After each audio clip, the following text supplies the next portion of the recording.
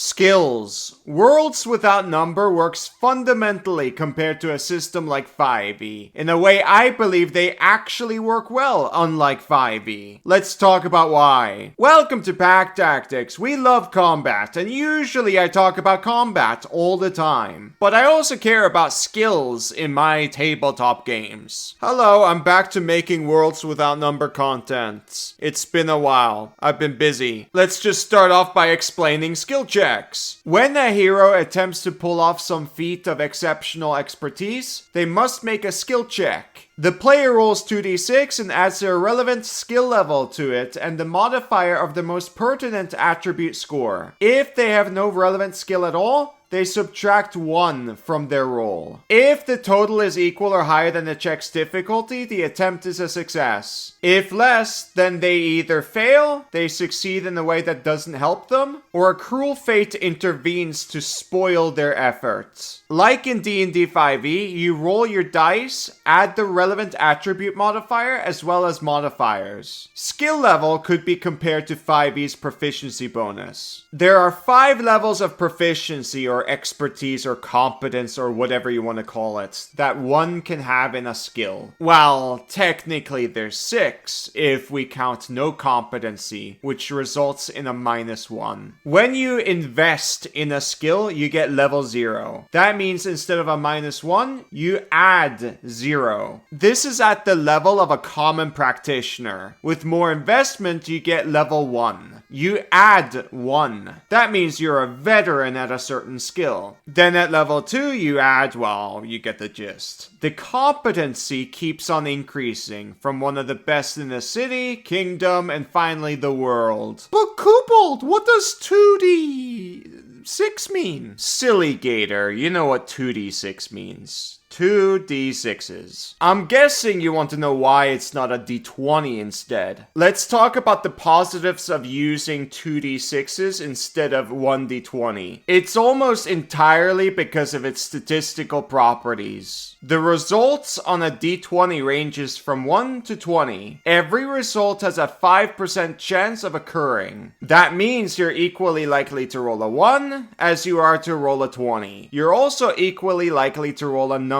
somewhere in the middle, like a 10. That means there's a 5% chance you fall on your face, there's a 5% chance you roll on average, and there's a 5% chance you roll awesome. This works very differently for 2d6. First of all, the range of outcomes is only 60% of what it is for a d20, namely 1 to 12. Importantly, not every result has a 5% chance of occurring. But Kobold, why is that important? What is interesting as well, the way the figure looks is more bell-shaped. Well, okay, maybe not noticeably a bell, but the start and the end are a lot less likely than somewhere in the middle. This leads to consistency, and something you'd expect a lot more in fiction. You're way more likely to roll somewhere in the middle here than somewhere at the outer end.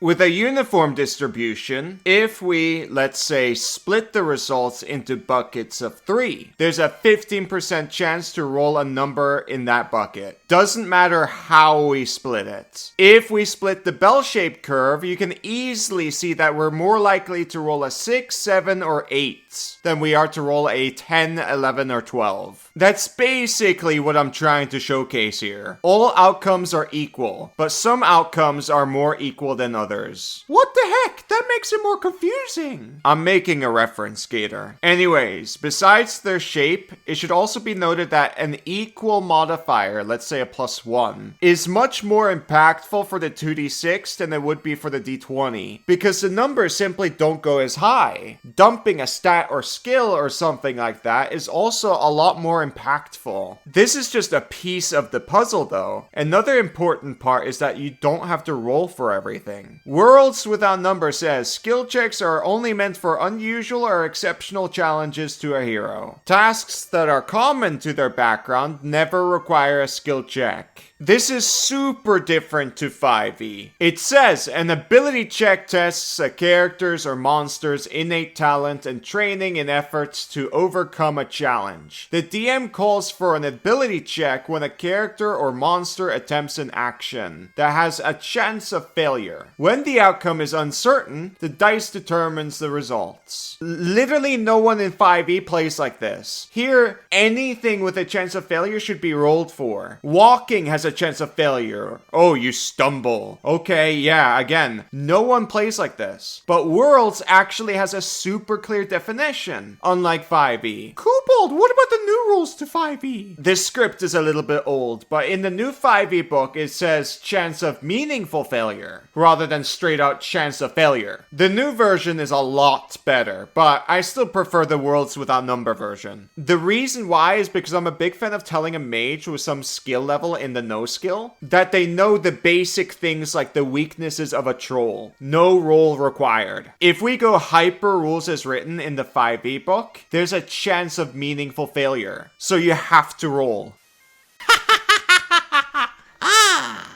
I'm the bold with the big ears. I heard you wanted a kobold, which is convenient, for my kind is on sale right now. I'll give you the help action. I can give you advantage on your attacks, and I will help you optimize. I'm the best when it comes to slaying foes and mass shutdown. And I'm really good at looking cute while doing all of this. I'm power gaming. But guys, we need your help. Yes, for you see, my kind are not in production yet, but you can help us speed up the process. We need 30 more orders and then we've finally reached our goal. That means everybody gets a kobold in November or December. I make an optimal Christmas present. Kobold, I love Santa Claus.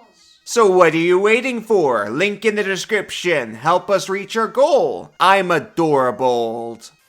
Back to the video. The difference in proper guidelines is also noticeable when looking at difficulty or skill checks. Basically, everything you could wish for is neatly defined. The minimum DC is 6. That's for everything, just a tier above not needing to roll. It's a bit below the means of 2d6 without adding any modifiers. So it's still quite common that you'll meet this DC. Above that is a significant challenge that a professional would still on average succeed at a DC of 8.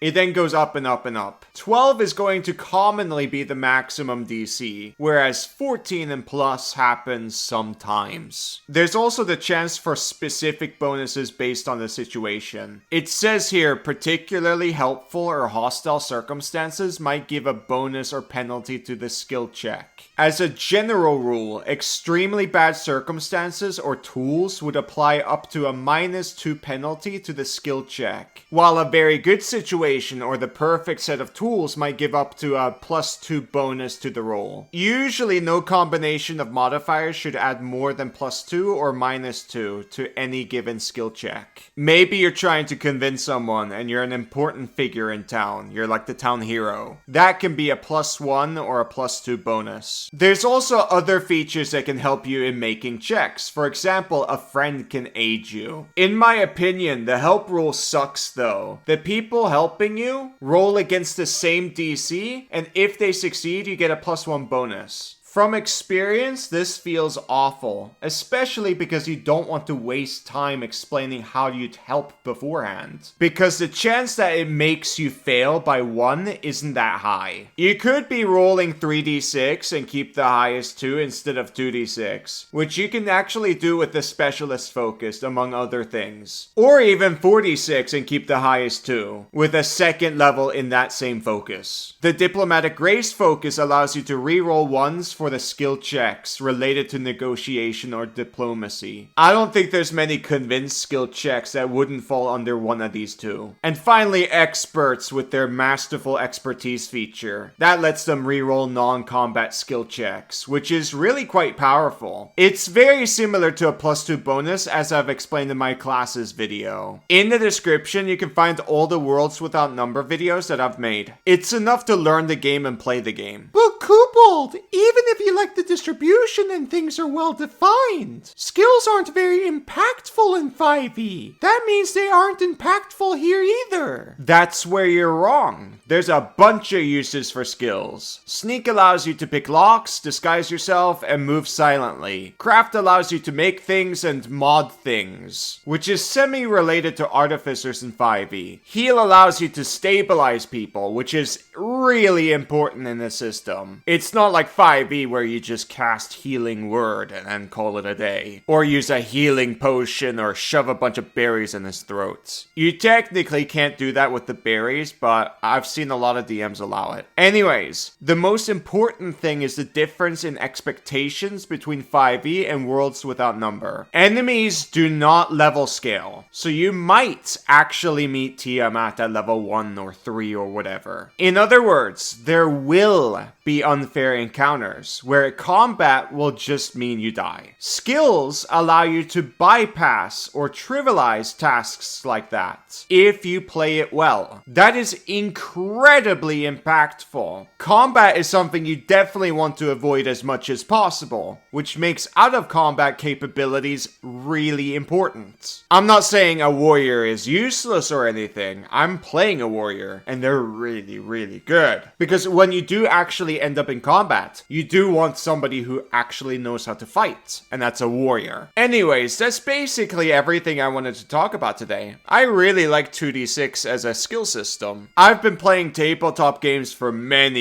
years, and 2d6 has always been the best skill system. Kobold, wait! If 2d6 is so much better than 1d20, why do attack rolls use d20s? Yeah, that confuses people. Crawford has... What? Jeremy made this game? No, the creator of this system is Kevin Crawford. Don't be silly, Gator. Anyways, Crawford has mentioned 4 reasons on Reddit, and I think it's incredibly reasonable. Basically, the reasons are compatibility, familiarity, functionality, and verisimilitude. Combat will always be swingier given the circumstances. I recommend reading the full reply though. I'll link that down below together with the playlist, which you should check out because this system is great. End of video. Don't forget to check out the plushies. We're super close to reaching our goal. We only need 30 more orders, and this is the best way to support us too. By the way, this video is going to do very badly in the algorithm, so I hope we earned a like and a comment. Maybe even a subscription. Thank you for watching. Bye bye!